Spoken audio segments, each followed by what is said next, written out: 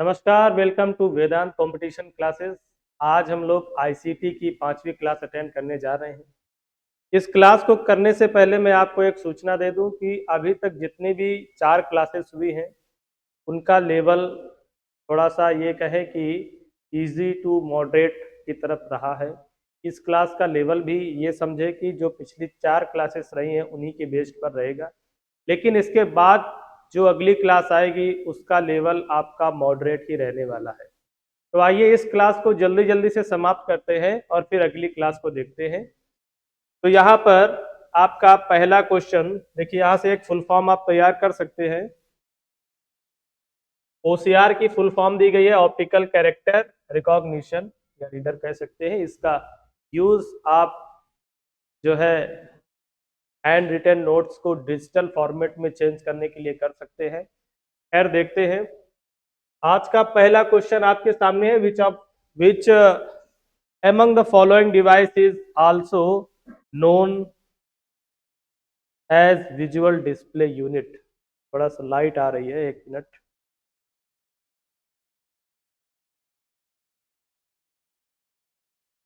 हाँ, तो अब देख सकते हैं पहला क्वेश्चन है विच among the following device is also known as visual display unit। एक कंप्यूटर डिवाइस की बात करनी है और ये डिवाइस किस नाम से जानी जाती है?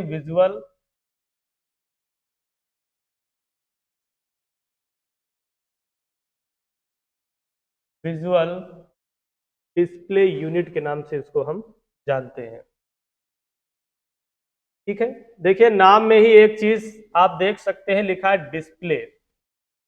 ठीक है, और जब कोई चीज डिस्प्ले होती है तो हम समझते हैं कि वो कंप्यूटर के आउटपुट की बात हो रही है। खैर यहाँ पर अगर हम ऑप्शन देखें तो नंबर 1 कहता है प्रिंटर। प्रिंटर भी आउटपुट डिवाइस है। ट्रैक बॉल, बॉल के यूज से हम कंप्यूटर पर कर्सर को ट्रैक कर सकते हैं या कोई गेमिंग के लिए बहुत बेहतर तरीके से इसका यूज कर सकते हैं। ट्रैक बॉल हो सकता है, जॉयस्टिक भी हो सकती है। स्कैनर इनपुट डिवाइस है। तो यहाँ पर राइट आंसर हो जाएगा ऑप्शन नंबर डी, मॉनिटर। ठीक है, विजुअल डिस्प्ले यूनिट। और पिछली क्लासेस में मैंने आपको मॉनिटर के बारे में बताया था, जिसमें आपका सीआरटी, जिसमें आपका एलईडी और टीएफटी, एलसीडी, प्लाज्मा आदि डिवाइसेस के बारे में मैंने बात की थी। ये सारे आपके क्या हैं? मॉनिटर के प्रकार हैं, विभिन्न टेक्नोलॉजी पर बेस्ड। अगला क्वेश्चन देखें। क्वेश्चन नंबर 2 कहता है who is regarded as the father of computers. बहुत ही बेसिक सा क्वेश्चन है, without any discussion. Option D is the right answer. Question number 3, full form of CD. तो आप जानते हैं इसका नाम होता है कॉम्पैक्ट डिस्क। सीडी के बाद कई बार पूछ लेता है डीवीडी का फुल फॉर्म क्या होगा। तो आप जानते हैं डिजिटल वर्सेटाइल डिस्क, ये इसका फुल फॉर्म होता है। ठीक है, सीडी के अलावा इसमें पूछता है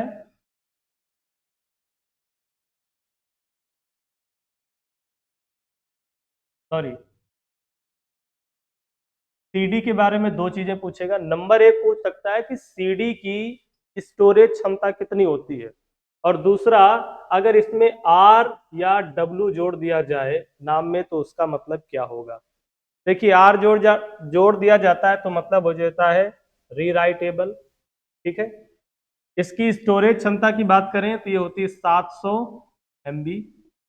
वहीं डीवीडी की क्षमता की बात करें तो यह होती है 4.7 GB। ठीक है, इसके बाद देखिए सीडी के बाद आती है डीवीडी, डीवीडी के बाद आती है ब्लूरे करके एक टेक्नोलॉजी बेस्ड डिस्क है, जिसकी क्षमता कई जीबी में होती है।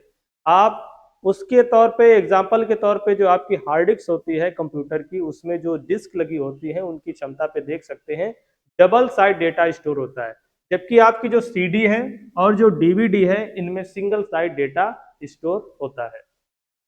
आगे देखिए अगला क्वेश्चन क्या कहता है।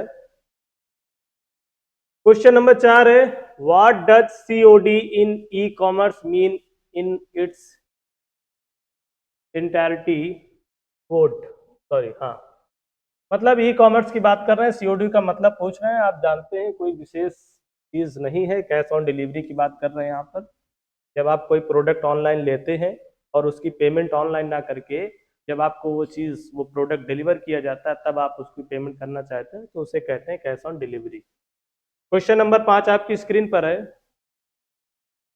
5 कहता है which of the following feature can not be related to window operating system.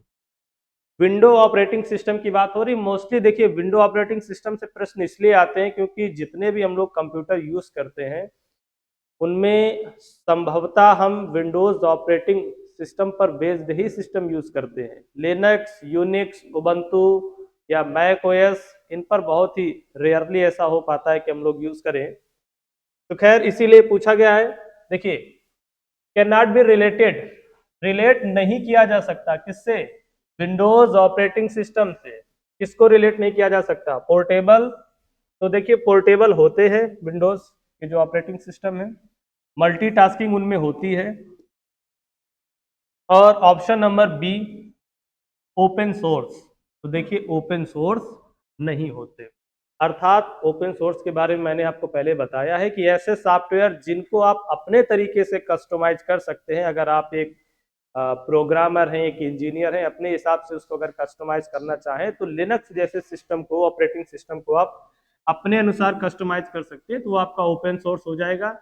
बेहतर एग्जांपल आपका एंड्रॉयड भी है, लेकिन जो एप्पल के ऑपरेटिंग सिस्टम है, चाहे वो मोबाइल पे चलने वाला हो या कंप्यूटर पे, वो ओपन सोर्स नहीं होते।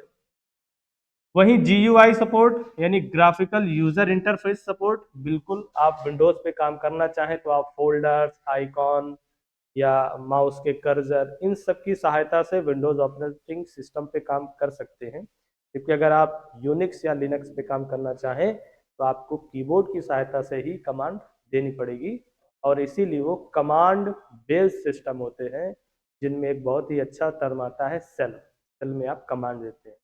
जैसे अगर मैं आपसे कहूं कि विंडोज ऑपरेटिंग सिस्टम पे अगर आपको कमांड के थ्रू काम करना है तो आप किसका यूज करेंगे, तो आप यूज करेंगे CMD का। ठीक है, अगला प्रश्न देखें।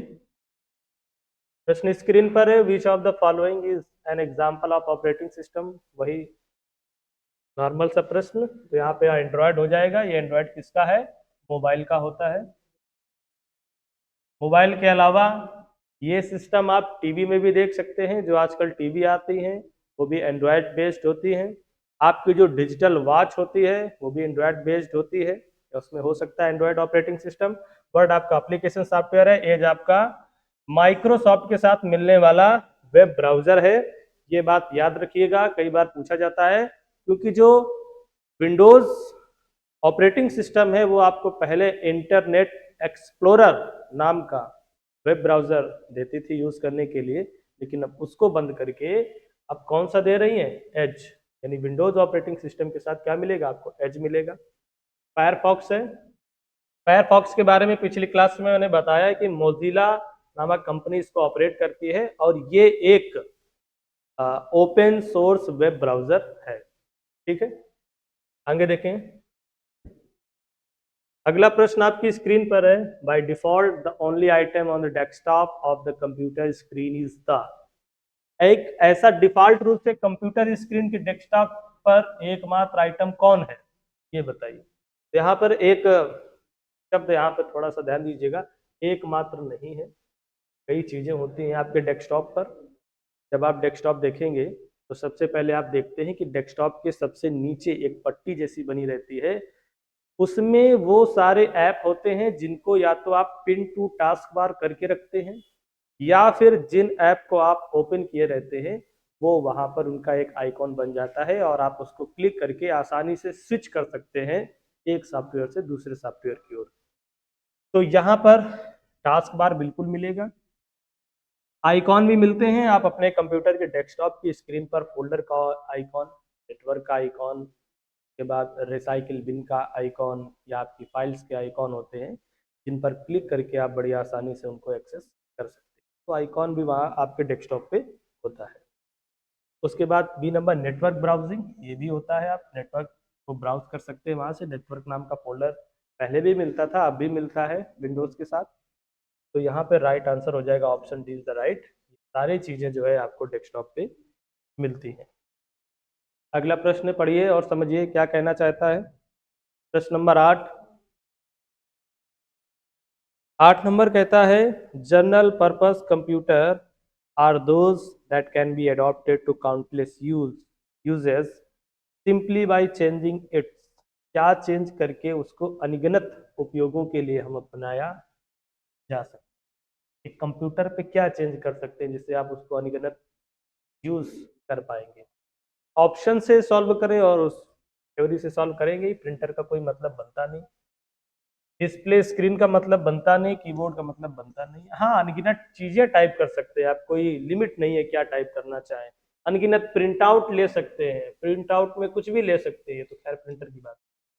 तो कंप्यूटर से अगर कुछ कराना है तो उससे कुछ भी करा सकते हैं, और जो कराना है उसके लिए हमें उसको इंस्ट्रक्शन देने होंगे। और इंस्ट्रक्शन ऐसा नहीं कि हम उससे बोल करके कहें कि आप ऐसा करना है वैसा करना है, हालांकि एआई में आ चुका है। तो उसके लिए क्या करते हैं, हम कंप्यूटर के लिए प्रोग्राम लिखते हैं, और जो प्रोग्राम लिखेंगे वही कंप्यूटर करेगा। एग्जाम्पल के लिए मैंने एक फोटो एडिटिंग का प्रोग्राम लिखा, वॉइस एडिटिंग का लिखा, कैलकुलेटर का लिखा, कोई पिक्चर शो करने का लिखा। ऐसे बहुत सारे प्रोग्राम्स हो सकते हैं। आप अगर किसी सॉफ्टवेयर की वेबसाइट पे जाए जहाँ पे सॉफ्टवेयर मिलते हैं, तो आप देखेंगे कि लिस्ट खत्म ही नहीं होगी। आप अपने एंड्रॉयड पे जाइए प्ले स्टोर पे और देखिए कि कितने सारे लाखों ऐप मिलेंगे आपको वहाँ पर। तो जितने ऐप बना सकते हैं, जितने प्रोग्राम बना सकते हैं, उतने सारे कार्यों का निष्पादन कंप्यूटर से हम करा पाएंगे। यहाँ पे डी आपका राइट आंसर हो जाएगा। प्रश्न नंबर 11 देखें। प्रश्न सरल है ये मैं जानता हूं, लेकिन कठिन प्रश्न आपको जस्ट अगले वीडियो में मिलेंगे। थंबनेल पे भी लिखा होगा लेवल कैसा रहने वाला है। देखिए प्रश्न, the value of the Excel expression average का फॉर्मूला लगा है आपको, और एवरेज निकालना है। जो नंबर आपको दिए गए 4-4, 8/4/2, 3+4/, इसका एवरेज निकालना है। देखिए कोई विशेष इसमें रहस्य की बात नहीं है। एवरेज जानते हैं हम, संख्याओं का योग बटे जो टोटल नंबर्स है वो कर देंगे तो उसका एवरेज आ जाएगा। तो बताइए कितना आएगा। हाँ, तो यहाँ पे इसका राइट आंसर हो जाएगा सी, 2 आएगा। कंप्यूटर का सवाल है, एक्सेल का। आगे देखें। 10 नंबर है ई वेस्ट इंक्लूड ऑल एक्सेप्ट। ई वेस्ट क्या इंक्लूड करता है, एक्सेप्ट क्या छोड़ करके। ई कचरे की बात हो रही है, इलेक्ट्रॉनिक, ई मतलब इलेक्ट्रॉनिक वेस्ट में क्या शामिल है सिवाय किसके। तो एक एक देखिए। कंप्यूटर बिल्कुल इलेक्ट्रॉनिक डिवाइस है तो कंप्यूटर शामिल होगा। मोबाइल फोन बिल्कुल शामिल है। इलेक्ट्रॉनिक आयरन, ये भी आपका इलेक्ट्रॉनिक डिवाइस है। शुगर केन, गन्ने की खोई बैगॉस, शुगर कैन बैगॉस, ये आपका शामिल नहीं है, तो यही आपका राइट आंसर हो जाएगा। अब आप कभी थोड़ा सा विचार करके सोचिएगा, कई सालों से mobile phone, computers, screen, keyboard, mouse, CPU, printers, ना जाने कितने बनते हैं, कितने आते हैं मार्केट में। इनकी रिसाइकलिंग बड़ी कॉम्प्लिकेटेड इशू है। तो आज दुनिया के सामने एक ये भी समस्या है कि बहुत सारा ई वेस्ट जमा हो रहा है, हानिकारक वेब्स या प्रदूषण फैल ही रहा है। खैर ये सब सोचने का विषय है, आगे चलते हैं। 11 नंबर कहता है what will be the output of the following M S Excel function. M S Excel function की फिर एक बात कही गई है आपको। एक फंक्शन लगा हुआ है जिसका क्या नाम है, is equal to round up. Round up करना है मतलब कोई भी नंबर हो, अगर वो डेसिमल में है तो जो राउंड अप फीचर आप लगा देंगे तो वो उस नंबर का नियरेस्ट होल नंबर आपको दे देगा। एग्जाम्पल के तौर पे जैसे यहाँ लिखा है 213.450, सॉरी 456, जीरो नियरेस्ट करना है इसको। इसका कितना हो जाएगा बताइए राइट आंसर। सिंपल सा है, बता ही सकते थे आप, देख करके ही बता सकते थे। Is the right answer. Round up करना है। कक्षा 2-3 में शायद आपने कभी ये पढ़ा हो, मैथ की किताब में भी आता है। खैर, प्रश्न नंबर 12 है, what is the length of MAC address. MAC का फुल फॉर्म पूछ लेता है, media access control. Media access control. और ये कितने बिट का होता है, तो मैंने पिछली क्लास में आपको बताया था 48 बिट का मैक एड्रेस आपका होता है। अगला क्वेश्चन देखें।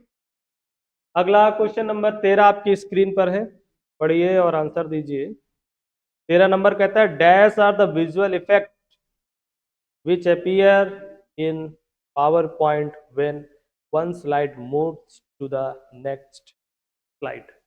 एक स्लाइड जब नेक्स्ट स्लाइड में मूव करती है तो जो बीच का फेज होता है, यानी एक स्लाइड के दूसरे स्लाइड मूव करने पर जो ट्रांजिशन इफेक्ट होता है, उसको क्या कहते हैं, यही पूछा। ये आपने देखा होगा जब आप मल्टीपल फोटोज को सिलेक्ट करके इंस्टाग्राम हो या कोई और भी शॉर्ट वीडियो बनाते हैं, तो वहां पे आप देखते हैं कि एक फोटो जब जाती है तो दूसरी फोटो जब आती है, उनके बीच में उनका जो एनिमेशन होता है वो किस प्रकार से होता है, जूम इन जूम आउट वगैरह वगैरह, बहुत प्रकार के आजकल ट्रांजिशन इफेक्ट आने लगे हैं। तो खैर, ये बात हो रही है ट्रांजिशन इफेक्ट की, ठीक है। तो यहाँ पर हम कहेंगे इसको स्लाइड ट्रांजिशन कहते हैं। आगे देखें। अगला प्रश्न है, which software program is use to view web pages. Simple सा प्रश्न है, विशेष चर्चा नहीं करेंगे। ब्राउजर कहते हैं वेब पेजेस को। वेब पेजेस जिसमें होते हैं उसको हम साइट कहेंगे, और साइट तक जो पहुंचने के लिए कहते हैं लिंक। लिंक के लिए होता है URL, यानी यूनिफॉर्म रिसोर्स लोकेटर। और आप ये इस तरीके से पढ़ते हैं, HTTPS, एस का मतलब सिक्योर, डबल स्लैश, उसके बाद आप लिख सकते हैं www, जो आपका साइट का नेम है जिसको डोमेन नेम कहते हैं, ये भी मैंने बताया था। और यहाँ पर आप लगा सकते हैं .com मतलब कमर्शियल, .gov मतलब गवर्नमेंट, वगैरह वगैरह बहुत सारे होते हैं। खैर, ए सॉरी, यहाँ पे आपका राइट आंसर हो जाएगा डी, ब्राउजर। होस्ट का मतलब होता है जहाँ पर आप साइट को होस्ट करते हैं। जब आप कभी साइट अपनी होस्ट कराएंगे तब आपको पता चलेगा इस बारे में बेहतर तरीके से। खैर, 15 नंबर कहता है, dash is a high speed device used in CPU that is utilized to store data temporarily during processing। बात किसकी होनी है, CPU की। और CPU क्या रहेगा, क्या, प्रोसेसिंग। CPU जब प्रोसेसिंग करेगा तो मैंने आपको एक बात बताई थी कि किससे इंटरेक्शन करेगा, बताइए। CPU इंटरेक्शन करेगा मेमोरी से। और मेमोरी में हमने आपको बताया था कि एक आपकी मेन मेमोरी होती है जिसे आप रैम के नाम से जानते हैं, कैश मेमोरी भी होती है, और रजिस्टर्स भी होते हैं। तो यहाँ पर देखिए किसकी बात हो रही है, दौरान डेटा अस्थायी रूप से संग्रहित कहाँ पर करेगा। तो यहाँ पर डेटा कहाँ करेगा, रजिस्टर्स में। कंप्यूटर का जो CPU होता है उसके जो सबसे पास में मेमोरी लोकेट होती है, कभी सीक्वेंसिंग भी पूछ लेता है कि कंप्यूटर के सबसे पास में कौन सी मेमोरी लोकेट होती है, और सबसे ज्यादा हाई स्पीड में कौन सी मेमोरी काम करेगी। तो ये भी याद रखिएगा, रैम मत लगाइएगा, यहाँ पे रजिस्टर्स आ जाएंगे, कैश मेमोरी आ जाएगी, बहुत फास्ट होती है। हालांकि उनकी स्टोरेज क्षमता पे मत जाइए, बहुत छोटी होती है, पर वो कुछ ही सेकंडों में या मिली सेकंड या नैनो सेकंड में मल्टीपल डेटा को कंप्यूटर सॉरी CPU तक ट्रांसफर कर सकते हैं। Is the right answer. आगे चले। प्रश्न नंबर है 16, which of the following option best describe the term regular bold and italic in MS Word 365। MS Word का एक नया सॉफ्टवेयर का है। बार बार MS वर्ड जो है अपने सॉफ्टवेयर निकालता था, MS ऑफिस 2003, 2007, 2009, 2013, 15, 14, 19, 24, बहुत सारे निकाले उन्होंने। अब उन्होंने सोचा है कि अब इन सारे पैकेजेस को ना निकाल के वो एक ही सॉफ्टवेयर पे काम करेंगे जिसका नाम है MS ऑफिस 365। और रेगुलर अपडेट, जैसे विंडोज पे अपडेट देते हैं वैसे अपडेट इस पर दिया करेंगे। खैर, ये अलग प्रश्न है, लेकिन प्रश्न कहता है कि एक टर्म है जिसका नाम है रेगुलर, दूसरी बात हो रही है बोल्ड की, कंट्रोल प्लस पी, और तीसरी बात हो रही है इटैलिक की। ये सब चीजें क्या हैं? अगर आप एम एस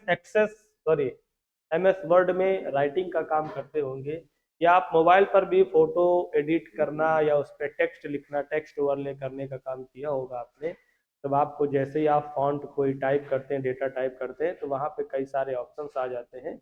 एक आई बना होता है, एक बी बना होता है। तो बी का मतलब बोल्ड होता है, थिकनेस आ जाती है थोड़ी सी।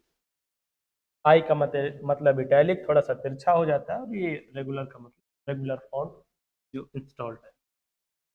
तो ये सारी चीजें, फॉन्ट का नेम तो है नहीं, क्योंकि फॉन्ट के नेम में आप जानते हैं multiple name, Algerian, italic, Algerian, Mangal, Unicode, बहुत सारे नाम होते हैं, नए नए बन भी रहे हैं।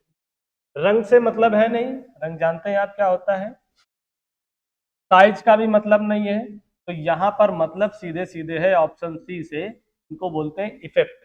क्या इफेक्ट डाल रहे हैं आप अ, अपने फॉन्ट पे।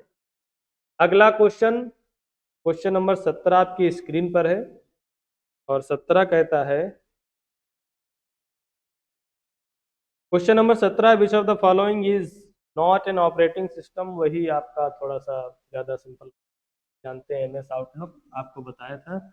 एमएस आउटलुक माइक्रोसॉफ्ट ऑफिस द्वारा, सॉरी, हाँ, ऑफिस द्वारा आपको दी जाने वाली एक ईमेल सर्विसिंग है। समझ सकते हैं आप, जैसे जीमेल यूज करते हैं वैसे ही एमएस आउटलुक है आपका। सिम्बियन कहे, एंड्रॉयड कहे, या आपका बीएसडी, ये तीनों आपके क्या है, ऑपरेटिंग सिस्टम। अगला क्वेश्चन आपकी स्क्रीन पर इस प्रकार है, in MS Word which option allow you to insert a new column, a table with while simultaneously shifting the existing column to the right। Right में अगर आप कॉलम को, एग्जिस्टिंग कॉलम को, ये चीज याद रखिए, एग्जिस्टिंग कॉलम को आप क्या कर रहे हैं, टू द राइट, राइट में शिफ्ट कर रहे हैं, तो आपको लेफ्ट में कॉलम इंसर्ट करना पड़ेगा। याद रखिए, राइट में शिफ्ट कर रहे हैं एग्जिस्टिंग को, तो स्पेस कहाँ खाली हो जाएगी, लेफ्ट में खाली हो। आगे चले, क्वेश्चन नंबर 19 कहता है the process to divide disk into track and sector each. एक ऐसी प्रोसेस के बारे में आपको चर्चा करनी है जिसमें क्या हो, डिवाइड करना हो, किसको, डिस्क को, और किसमें, ट्रैक और सेक्टर में। अब बताइए, अगर आपने कभी भी कोई ऑपरेटिंग सिस्टम अपने कंप्यूटर पे या लैपटॉप पे इंस्टॉल किया होगा, तो जब आप उसको इंस्टॉल करते हैं तो एक पहली प्रोसेस आती है कि आप इस ऑपरेटिंग सिस्टम का पार्ट किस में रखना चाहेंगे। तो वहाँ पर आप डिस्क को डिवाइड करते हैं मल्टीपल पार्ट्स में। जैसे कि आपने देखा होगा, एक नॉर्मल कंप्यूटर पर एक सी ड्राइव होती है, डी ड्राइव होती है, तो मोस्टली सिस्टम हमारा सी ड्राइव पे इंस्टॉल्ड होता है, जो विंडोज़ की फाइल्स होती है। लेकिन जब हम इंस्टॉल करते हैं तो वहाँ पर देखते हैं कि और भी कई सारी ड्राइव बनी हुई है, जो इंटरनल ड्राइव है, जहाँ पर कोर ऑपरेटिंग सिस्टम रहेगा। तो ये सारी चीज़ें जब आप इंस्टॉल करेंगे तब आप सीखेंगे। तो इस चीज़ को बोलते हैं फॉर्मेटिंग। क्या कहेंगे, फॉर्मेटिंग। किसकी फॉर्मेटिंग, डिस्क की फॉर्मेटिंग कहते हैं। ठीक है। बाकी चीज़ें, डिलीटिंग जानते हैं, डाटा को डिलीट करना, क्रैशिंग मतलब डेटा क्रैश हो जाए, कोई यूज़ ना हो। बूटिंग का मतलब होता है कंप्यूटर जब स्टार्ट होता है तो जो फर्स्ट स्क्रीन आपके सामने होती है, जिसमें थोड़ा सा टाइम डिले होता है, वो प्रोसेस बैकग्राउंड में बूटिंग के नाम से चल रही होती है। तो अगला क्वेश्चन देखें, और लास्ट है question number 20, the OCR stand for.